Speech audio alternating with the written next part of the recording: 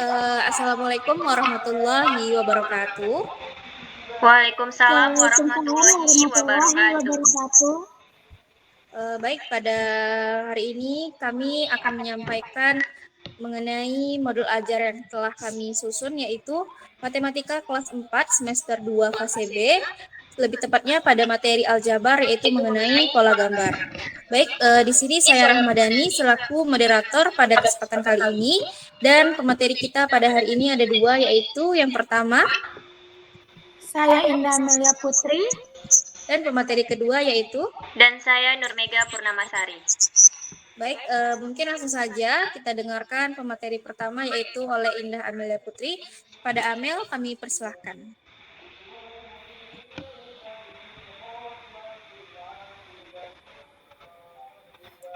Terima kasih Rahma. Baik, pada poin yang pertama ini kita akan membahas tentang kompetensi awal. Adapun kompetensi awal pada modul ajar ini yaitu pertama, mengenali dan melanjutkan pola gambar berdasarkan urutan tertentu. Yang kedua, menentukan gambar berikutnya dalam suatu pola yang telah diberikan. Dan yang terakhir, membuat pola gambar sendiri dengan aturan tertentu. Selanjutnya yaitu profil pelajar Pancasila. Profil pelajar Pancasila dalam modul pembelajaran ini yang pertama yaitu ada mandiri. Bertanggung jawab atas proses dan hasil belajarnya dalam pembelajaran pola gambar, siswa diajak untuk bekerja secara mandiri, mereka bertanggung jawab dalam mengerjakan tugas. Dan yang kedua ada bernalar kritis, yaitu memperoleh dan memproses informasi dan gagasan, siswa diharapkan dapat mengamati dan menganalisis pola gambar secara kritis. Adapun sarana dan prasarana yang digunakan dalam modul pembelajaran ini, yang pertama yaitu ada sumber bacaan peserta didik, yaitu buku siswa matematika kelas 4. Yang kedua, sumber bacaan guru, buku siswa kelas 4 dan buku pedoman guru matematika kelas 4. Dan media yang digunakan yaitu ada video pembelajaran dan media konkretnya ada batu kerikil atau kelereng. Dan perlengkapan yang digunakan dalam model pembelajaran ini yang pertama ada komputer atau laptop, jaringan internet, proyektor, dan alat tulis. Dalam model pembelajaran ini, model pembelajaran yang digunakan yaitu PBL. PBL merupakan singkatan dari Problem Based Learning. Model pembelajaran ini berbasis dengan masalah yang harus diselesaikan siswa. Dan yang selanjutnya yaitu metode pembelajaran. Ada 3 metode pembelajaran yang digunakan dalam proses pembelajaran dalam modul ini. Yang pertama, pembelajaran secara tatap muka. Yang kedua, pembelajaran dengan diskusi dan tanya jawab. Dan yang terakhir yaitu pemberian tugas kepada siswa. Selanjutnya, poin target peserta didik. Target peserta didik dalam modul pembelajaran ini terbagi menjadi 2. Yang pertama, peserta didik reguler atau tipikal, yaitu umum, tidak ada kesulitan dalam mencerna dan memahami materi pelajaran. Yang kedua, peserta didik dengan pencapaian tinggi, yaitu mencerna dan memahami dengan cepat, mampu mencapai keterampilan berpikir aras tinggi atau HOTS, dan memiliki keterampilan memimpin. Saya kembalikan kepada Rahma. Baik, terima kasih kepada Amel.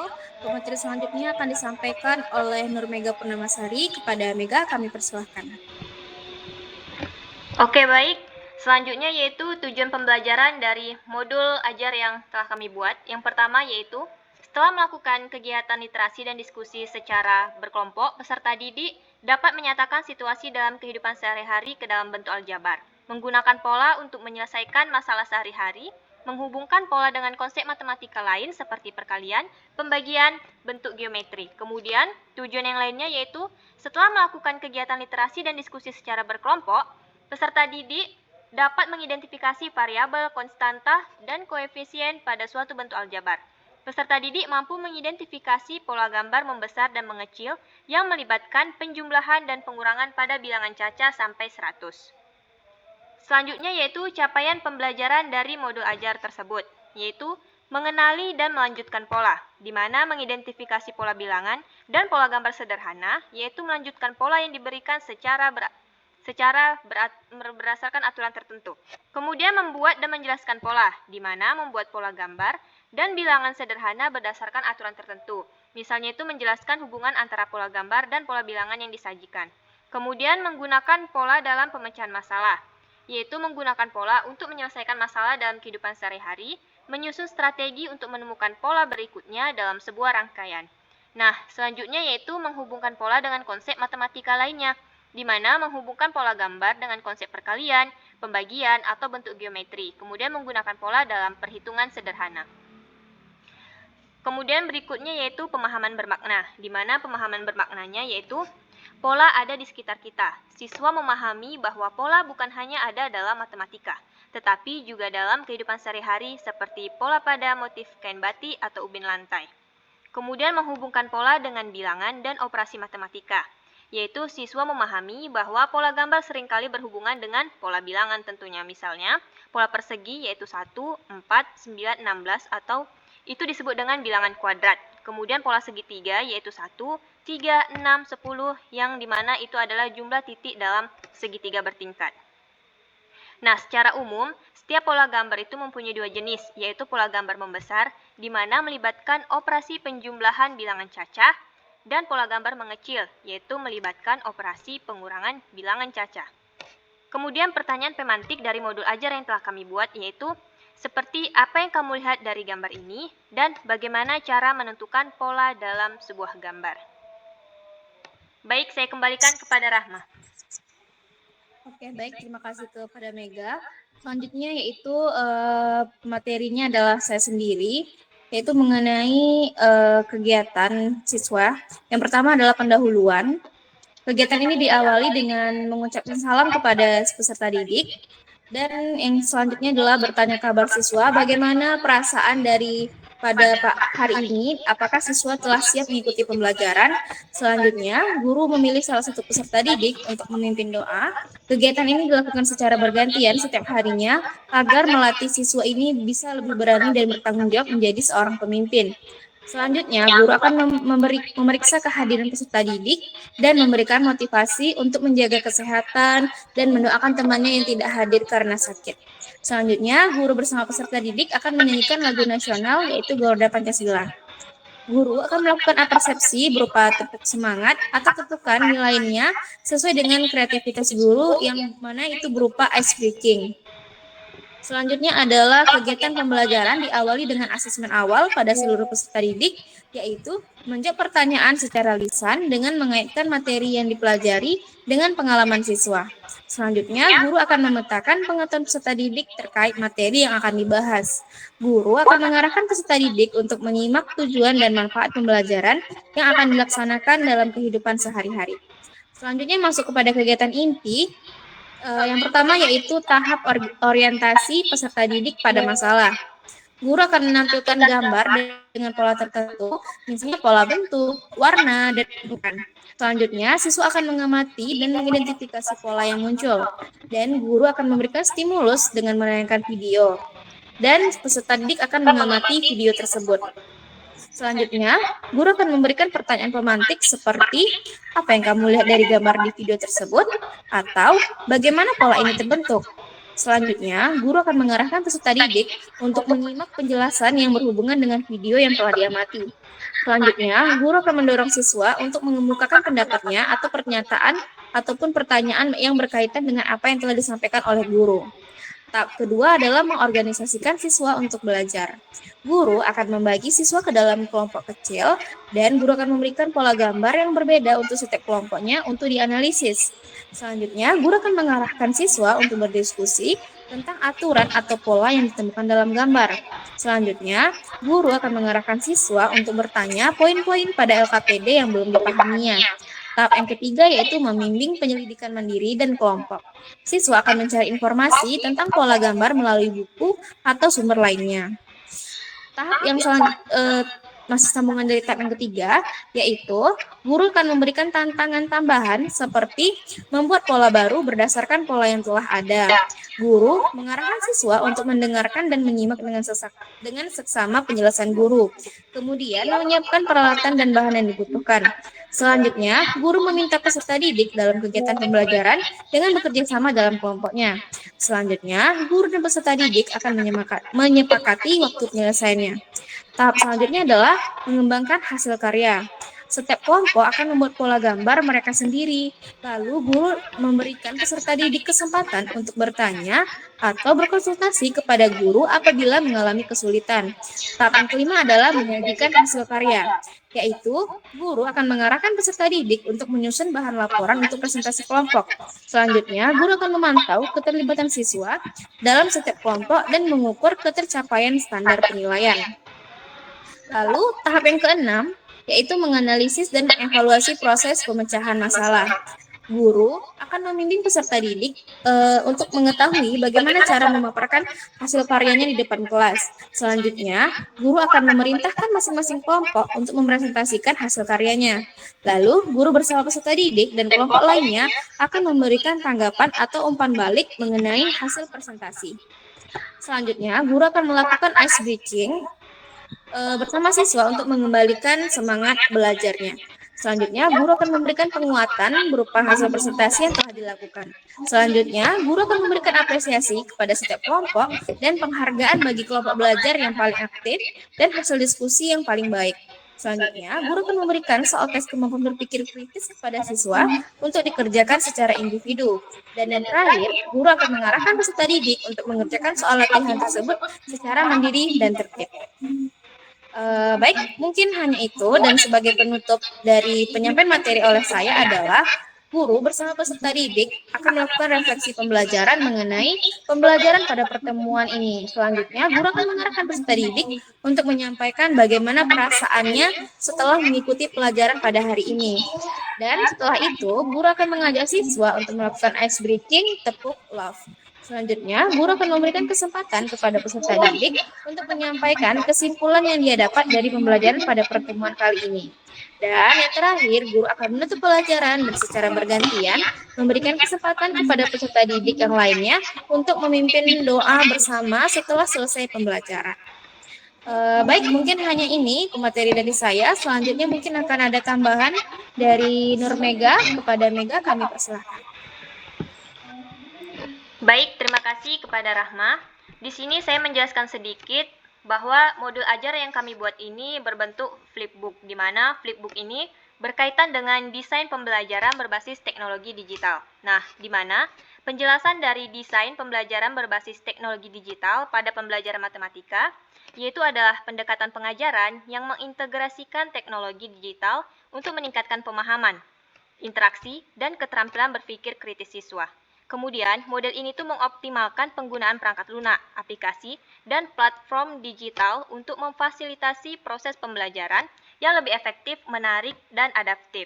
Kemudian, tujuan pembelajaran dari penggunaan desain pembelajaran berbasis teknologi digital tadi yaitu menentukan kompetensi yang ingin dicapai, seperti pemahaman konsep, pemecahan masalah, atau keterampilan berpikir logis. Nah, kemudian keunggulan dari pendekatan tersebut yaitu interaktif dan menarik tentunya, di mana siswa akan lebih aktif dalam pembelajaran. Kemudian fleksibel, yaitu bisa diakses kapan saja dan di mana saja. Kemudian personalisasi, yaitu materi dapat disesuaikan dengan tingkat pemahaman siswa. Nah, yang terakhir yaitu meningkatkan kolaborasi, di mana memungkinkan diskusi dan kerja kelompok secara daring. Nah, baik kepada Rahma, mungkin kepada teman-teman lainnya di sini saya akan menampilkan flipbook dari modul ajar yang telah kita buat.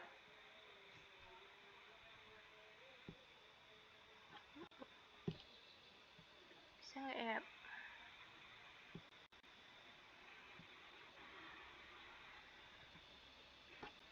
Tunggu mana nih?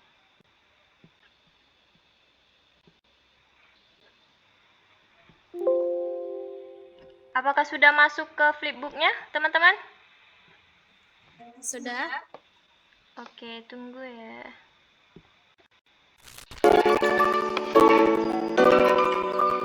Agak macet.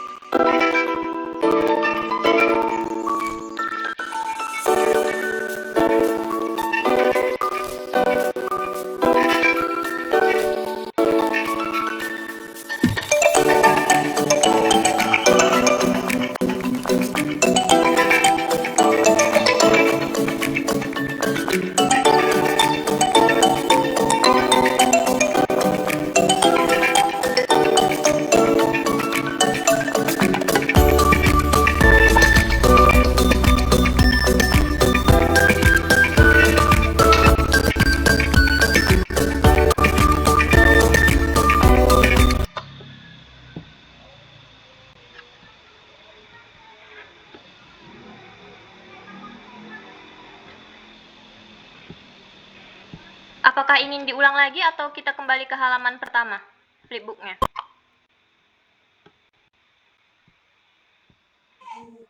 Boleh ke halaman pertama aja lagi.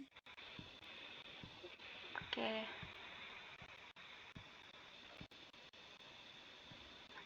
Nah, selanjutnya kan kita bakal ngejelasin materinya. Berarti Amel duluan yang menjelaskan materi biar saya stop sharing. Stop share. Oke, selanjutnya kepada Amel dipersilahkan.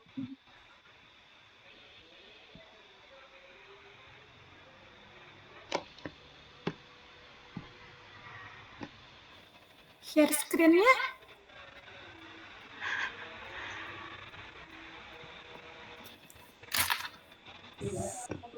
Boleh tolong Rahma? Rahma izin share screen. Oke, sebentar ya.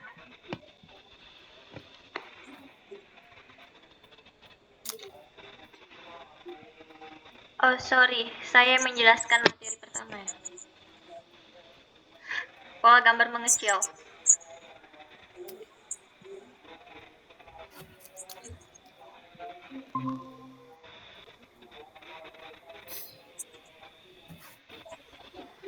Baik, kepada Mega, kami persilakan.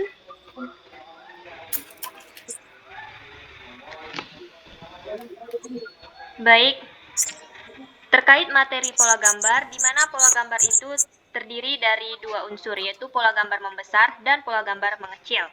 Nah, materi yang pertama yaitu pola gambar, di mana pola gambar itu adalah suatu susunan berulang dari garis, bentuk, dan warna dalam suatu karya seni. Nah, dalam matematika, pola gambar itu adalah susunan objek atau bentuk yang mengikuti aturan tertentu. Dalam pola gambar itu ada pola teratur yang disebut dengan simetris dan pola tidak teratur yang disebut dengan acak. Kemudian, cara menentukan pola gambar yaitu yang pertama mengamati aturan pola, yaitu melihat bagaimana suatu pola berkembang atau berubah. Selanjutnya memprediksi gambar berikutnya, yaitu menentukan bentuk atau jumlah pada pola berikutnya. Kemudian, menggunakan operasi matematika sederhana seperti penjumlahan atau perkalian untuk memahami pola pertumbuhan gambar. Kemudian, materi selanjutnya yaitu pola gambar membesar, di mana pengertian dari pola gambar membesar ini adalah pola yang mengalami perubahan ukuran atau jumlah secara bertahap. Kemudian, biasanya bertambah besar atau semakin banyak sesuai aturan tertentu. Nah, ciri-ciri pola gambar membesar yaitu ukuran atau jumlah bentuk bertambah secara teratur. Kemudian setiap tahap mengikuti aturan penambahan tertentu seperti bertambah 1, 2, atau dikali dengan bilangan tertentu. Nah, bisa berbentuk objek geometri seperti segitiga, persegi, lingkaran, atau benda lain yang memiliki pola pertumbuhan. Di mana contoh pola gambar membesar dapat dilihat pada layar. Baik, selanjutnya akan dijelaskan oleh Amel. Baik, terima kasih kepada Mega. Untuk materi selanjutnya yaitu tentang pola gambar mengecil. Pola gambar mengecil adalah pola yang mengalami penurunan ukuran atau jumlah secara bertahap sesuai aturan tertentu. Pola ini bisa berkurang dengan cara mengurangi jumlah objek secara teratur, misalnya berkurang 1, 2, atau lebih setiap langkah. Mengecilkan ukuran bentuk secara bertahap, menggunakan pola pembagian atau pengurangan dalam jumlah objek. Selanjutnya yaitu ciri-ciri pola gambar mengecil. Jumlah bentuk atau ukuran semakin berkurang. Yang kedua, berkurangnya jumlah mengikuti aturan tertentu, misalnya dikurangi 2 setiap langkah atau dibagi 2. Yang ketiga, bisa ditemukan dalam berbagai bentuk seperti bangun datar, lingkaran, atau benda lainnya. Untuk contoh pola gambar mengecil dapat dilihat pada layar video.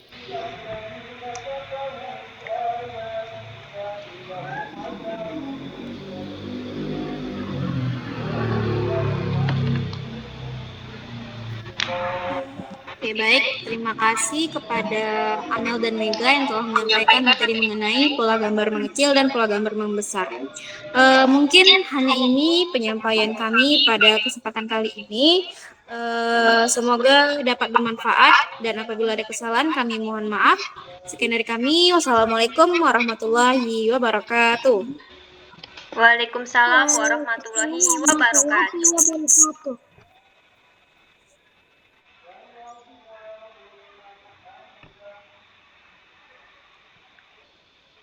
Dapil, dapil.